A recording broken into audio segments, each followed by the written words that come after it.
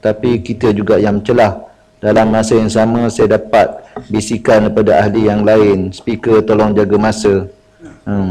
Sila Bukit Katil. Terima kasih. Bismillahirrahmanirrahim. Assalamualaikum warahmatullahi wabarakatuh. Salam sejahtera, salam reformasi. Datuk Seri Speaker, Datuk Speaker, saya ingin mulakan perbahasan pada petang ini dengan mengungkapkan beberapa baik puisi yang telah pun dikongsi oleh Ketua UMNO bahagian Parit Sulong, Datuk Zulkarnain Kamisan, kalau tak silap saya, di mana puisi itu adalah puisi yang ditulis oleh Kiai Haji Mustafa Bisri yang bertajuk kau ini bagaimana dan aku harus bagaimana. Aku ini bagaimana, aku kau suruh membangun, ya, aku Parit Sulong, membangun, sila dengar kau merosak Ketua bahagian Parit Sulong. Kalau tak betul Parit Sulong boleh betul lah. Aku kau suruh menabung, aku menabung kau menghabiskannya. Kau ini bagaimana?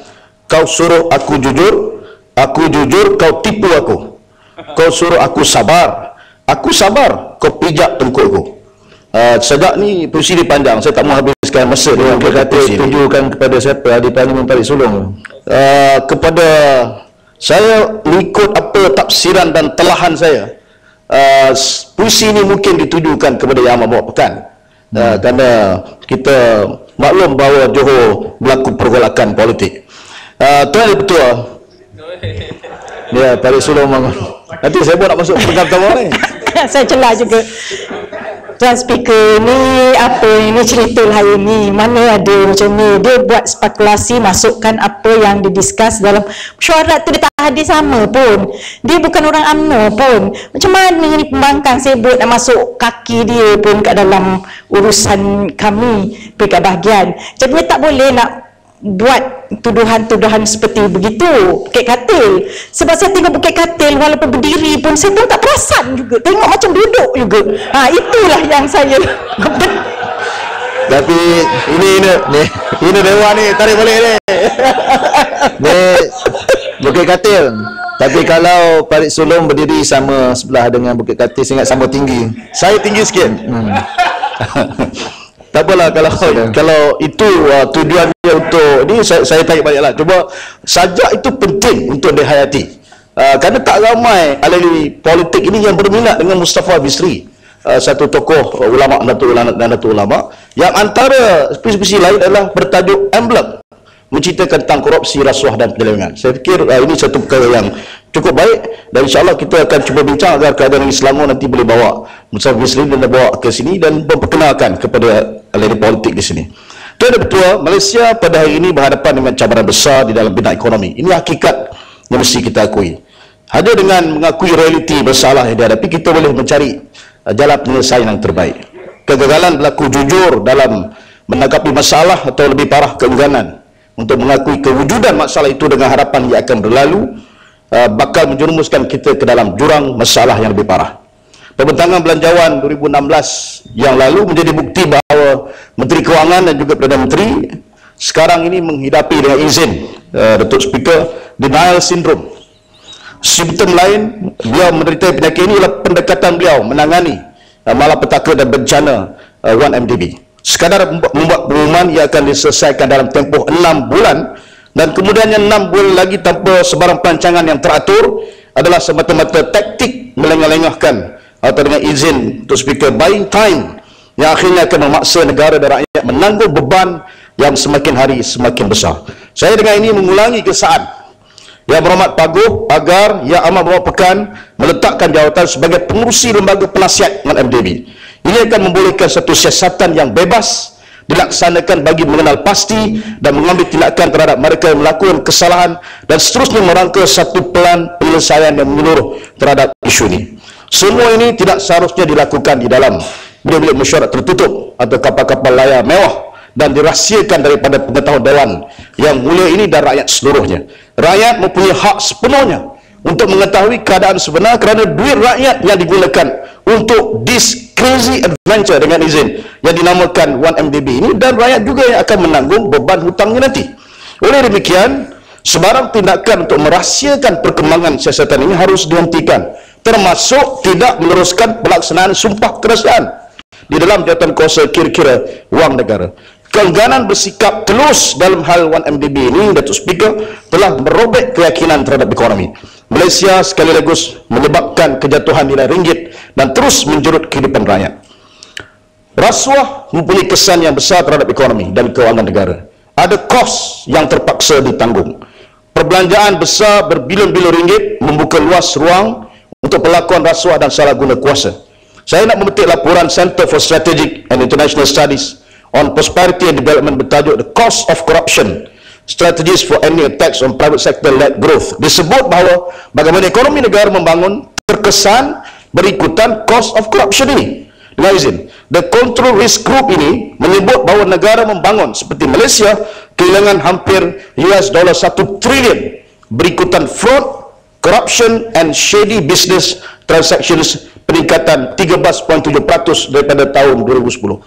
Ini jelas apa yang telah saya sebutkan awal tadi, isu-isu seperti 1MDB, derma 2.6 bilion dan sebagainya, jelas menempati 3 elemen: fraud, corruption and shady business transactions, yang akhirnya mendorong kepada kitaran ketidakpercayaan yang membawa kepada kehancuran kepercayaan awam, iaitu public trust. Perdana Menteri baru-baru ini mengumumkan peruntukan lebih 17 bilion ringgit untuk ATM, Angkatan Tentera Malaysia, membeli aset-aset keselamatan. Saya yakin beliau selaku bekas Menteri Pertahanan mempunyai pengalaman dalam pembelian kapal selam. Kita faham dulu menjadi satu isu besar, kapal selam tidak boleh menyelam, dan amat faham bagaimana kos yang dibayar jauh melebihi kos sebenar sekiranya pembelian diuruskan terus dengan syarikat pembekal dari luar negara tanpa melalui orang tengah dan jurubahasa. Penglibatan orang tengah ini memasukkan corruption cost yang saya sebutkan tadi dengan izin, yang terpaksa ditanggung oleh rakyat. Saya yakin aset-aset yang dicadangkan oleh ATM untuk dibeli adalah perlu untuk memastikan keselamatan negara, khususnya pesisir dan pantai Malaysia yang panjang. Namun, saya menggesa agar perhatian yang teliti diberikan bagi memastikan kos yang terpaksa dibayar adalah seminimum mungkin. Keadaan di mana kita terpaksa membayar lebih tinggi berbanding negara lain untuk mendapatkan aset yang sama bukan sesuatu yang boleh kita banggakan. Sekiranya terdapat keperluan untuk sokongan teknikal dan latihan, kita seharusnya menghantar anggota tentera kita untuk mendapatkan kemahiran yang diperlukan tanpa melibatkan orang tengah. Datuk Speaker, sebagai sebahagian ikhtiar kita memastikan kos korupsi ataupun kos rasuah di dalam perbelanjaan negara ini, khususnya pembelian aset keselamatan, saya ingin cadangkan agar satu jawatan kuasa parlimen diwujudkan untuk memantau dan meluluskan pembelian aset-aset bernilai tinggi oleh kerajaan dan syarikat-syarikat yang berkaitan dengan kerajaan. Jawatan kuasa ini seharusnya berkuasa meneliti cadangan untuk membuat pinjaman berskala besar sebelum ianya dilakukan. Saya percaya ini selari dengan hasrat untuk melaksanakan reformasi parlimen yang menyeluruh yang telah pun dicetuskan oleh Tan Sri Ketua. Dalam laporan Government Defence Anti-Corruption Index tahun 2012, satu indeks diperkenalkan oleh Transparency International untuk menilai tahap rasuah dalam sesuatu negara, khususnya aspek pertahanan. Malaysia telah mencatatkan grade yang sangat memalukan, iaitu D+, sama taraf dengan negara Bangladesh. Hasil dapatan laporan indeks ini menyatakan bahawa pendedahan kepada rasuah politik adalah sangat tinggi. Proses sekarang di mana Menteri Kewangan hanya mendapatkan kelulusan umum untuk membelanjakan satu jumlah wang melalui rang undang-undang perbekalan adalah amat tidak membadai. Bagi perbelanjaan skala besar, kementerian-kementerian terlibat tidak seharusnya mempunyai wewenang tanpa pengawasan. Parlimen harus memberi perhatian yang lebih teliti dan dekat bagaimana ianya dibelanjakan. Kita harus mendapat nilai yang maksimum untuk wang yang dibelanjakan ataupun value for money dengan izin.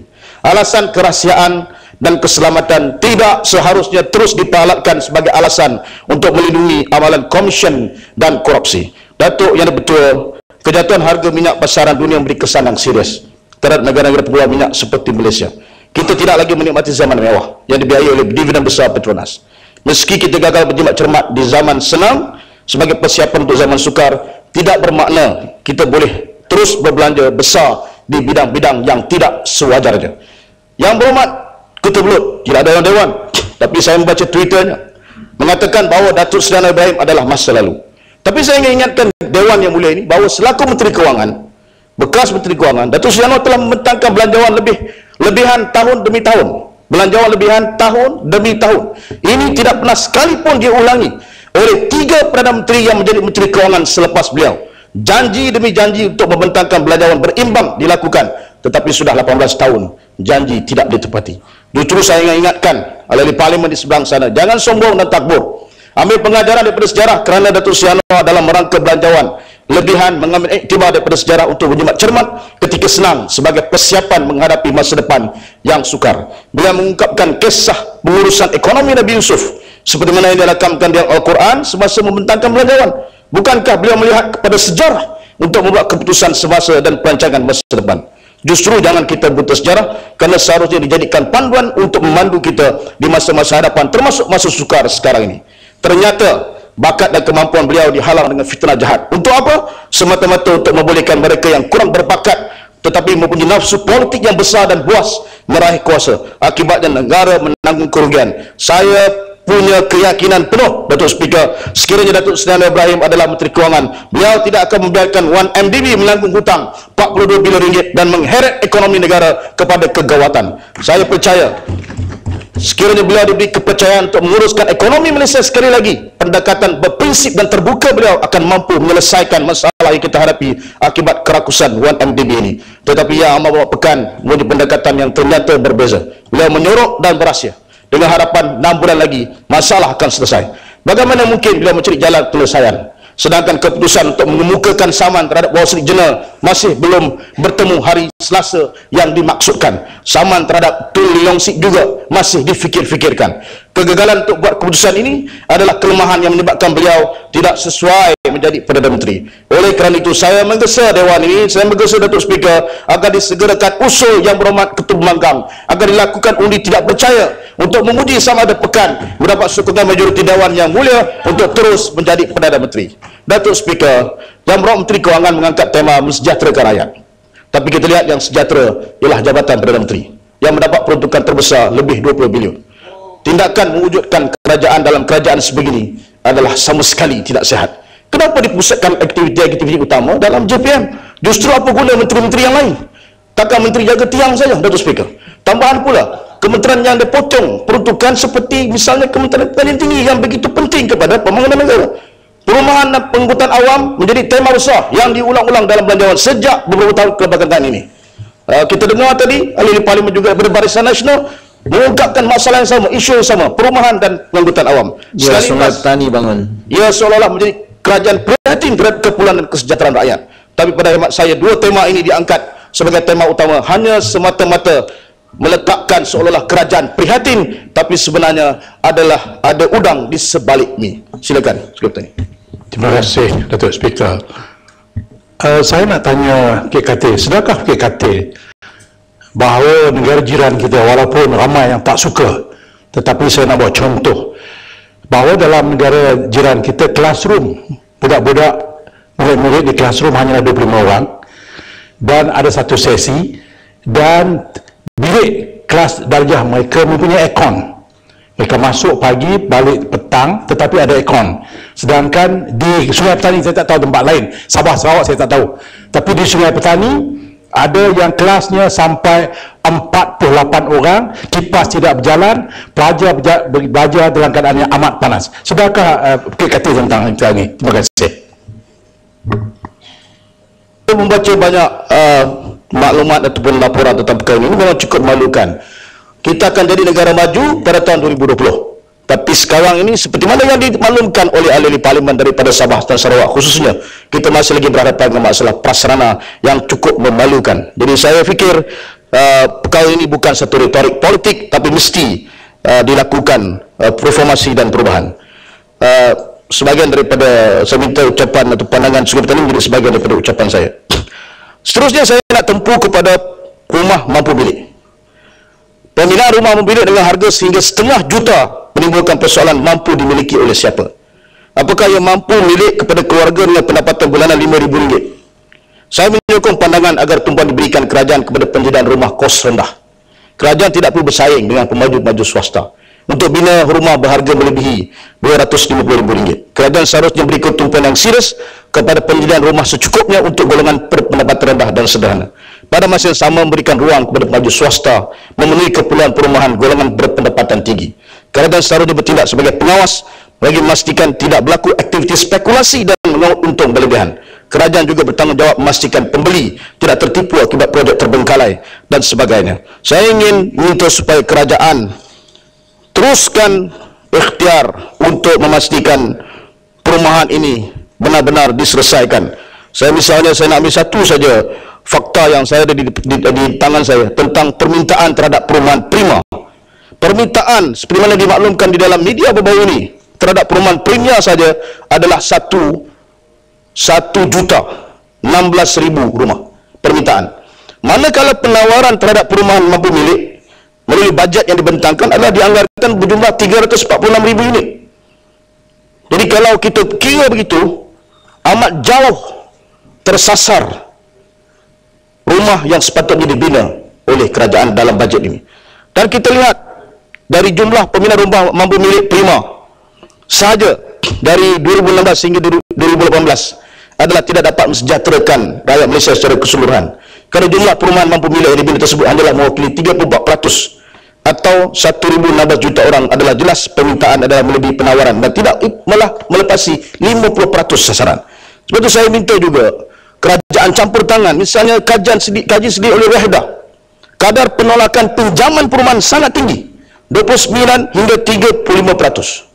Saya ambil contoh pengalaman saya sendiri membeli rumah yang pertama. Sebagai wakil rakyat, saya beli rumah yang pertama.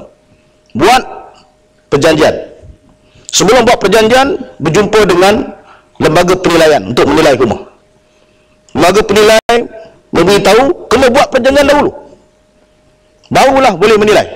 Saya kata ini cara yang salah. Sebab bila kita buat perjanjian, kena bayar deposit 10%. Kalau rumah tu tiba-tiba harganya tinggi yang tak mampu kita miliki, akhirnya deposit 10,000 itu habis, hangus. Dan ini menyukarkan kaki tangan kerajaan. Apatah lagi saya sebagai ahli parlimen. Dan ini menyebabkan bahawa ada sesuatu yang tidak kena dengan cara kita mengendalikan projek untuk membesarkan perumahan ini. Maksudnya membesarkan ruang lingkup kita untuk memberikan perumahan. Silakan. Ya. Okey, terima kasih Datuk Yang di-Pertua, terima kasih Bukit Katil. Saya khusyuk mendengar Bukit Katil membicarakan tentang soal perumahan, terutama sekali dalam konteks perumahan mampu milik. Setuju ke Bukit Katil kalau kita kaitkan dengan perumahan mampu milik? Kita ambil contoh di Selangor. Kerana antara isu-isu utama bagi syarikat perumahan di Selangor untuk membangunkan perumahan memilih adalah masalah kos tanah, termasuk juga premium yang begitu tinggi daripada tahun demi tahun. Adakah Yang Berhormat berkata setuju sampai masanya perlu ada bentuk kawalan, terutama sekali bagi premium dan cukai-cukai tanah, termasuk juga charge-charge yang dikenakan sama ada pihak kerajaan atau pihak swasta untuk dikawal, supaya kita boleh mengawal spekulasi, supaya harga rumah yang ada khusus di Selangor itu dapat jauh lebih murah dibanding dengan harga-harga pasaran yang lain. Terima kasih Bukit Katil. Bukit Katil, silakan datang silakan. Terima kasih Tuan Speaker. Terima kasih Bukit Katil. Setuju atau tidak satu pandangan, kerana dalam mengatasi masalah kenaikan harga rumah hari ini, kita mencadangkan supaya GSC yang memiliki modal yang agak besar supaya dapat memecah monopoli dari segi sudut bahan-bahan binaan. Biar GSC ini beli dan jadi satu konsortium supaya semua kontraktor-kontraktor ini dapat mengambil barang daripada konsortium ini.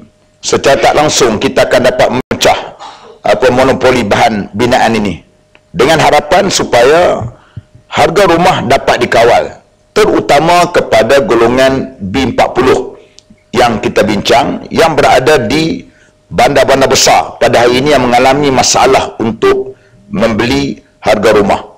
Kerana kita tahu gaji yang bekerja di bandar ni 1/3 ialah diperuntukkan untuk harga rumah, untuk sewa rumah. Maka dengan sebab itu, dengan kita membuat perkara ini salah satu daripada pendekatan untuk kita memecah monopoli dari kalangan pembina-pembina yang mengaut keuntungan mereka tanpa memikirkan belah ihsan kepada golongan B40 ini. Apa pandangan daripada Bukit Katil?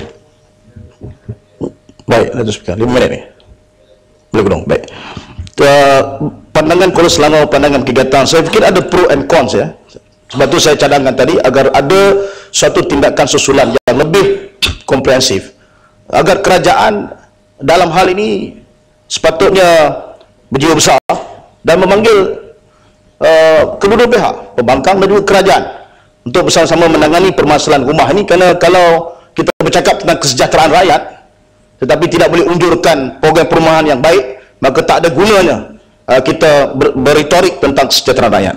Seterusnya, Datuk Speaker, yang sedikit saya nak sentuh tentang projek public transport. Saya nak quote ataupun nak berkongsi dengan Dewan tentang laporan Bank Dunia pada bulan Jun tahun ini yang bertajuk Malaysia Economic Monitor Transforming Public Transport, yang menyatakan bahawa hanya 17 rakyat di Kuala Lumpur, 17% rakyat di Kuala Lumpur menggunakan pengangkutan awam, berbanding dengan 62% di Singapura dan 89% di Hong Kong. Dan penduduk di KL terpaksa menghabiskan 250 juta jam setahun dalam kesesakan lalu lintas. Jadi saya fikir kita mesti ada suatu perancangan yang teliti, dan kalau ini tidak dapat saya lihat dalam belanjawan ini. Malah di luar bandar, kalau mengikut laporan ini, ada 1.2 juta penduduk luar bandar yang masih lagi belum dapat menikmat daripada program public transport yang telah diumumkan sejak zaman Tun Abdullah Badawi jadi Perdana Menteri. Sampai sekarang tidak diadres dengan begitu komprehensif. Akhirnya, Datuk Speaker, saya nak bawa sedikit isu kawasan. Saya ucap terima kasih lah yang merupakan umumkan kononnya akan buat kajian mengenai lapangan terbang Batu Berendam.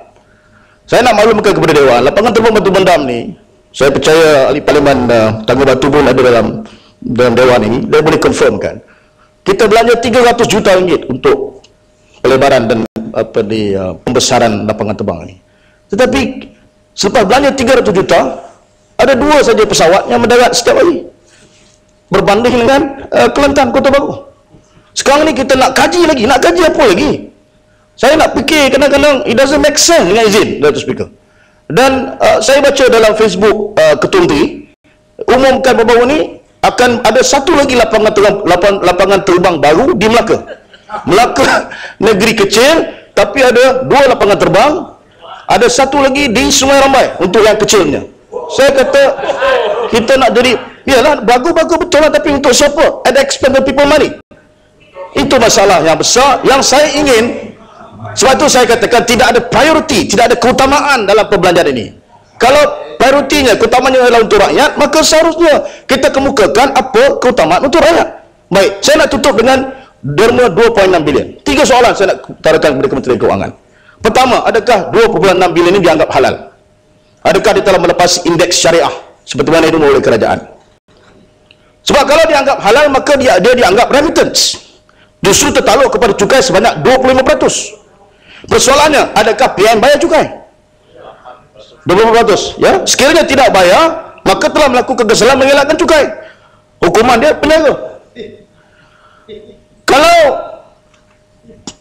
benda itu haram, kalau ini bukan remittance, maka terbukalah floodgate sumbangan yang tidak perlu dilaporkan atau diisytiharkan. Maknanya semua orang boleh derma, tapi tak bayar umum. Maka kerajaan melalui lembaga rahsia dalam negeri mesti pindah akta atau undang-undang berkaitan pencukaian untuk memasukkan peruntukan membenarkan sumbangan tanpa cukai untuk menyelamatkan kedudukan yang amat merupakan. Ya, betul kata. Baik, sebagai jalan keluar, maka diciptakan satu strategi, kononnya kita mesti merujukkan undang-undang mengurus sumbangan politik. Saya fikir pelbagai wacana, dialog semua dibuat, kononnya perlu ada satu undang-undang.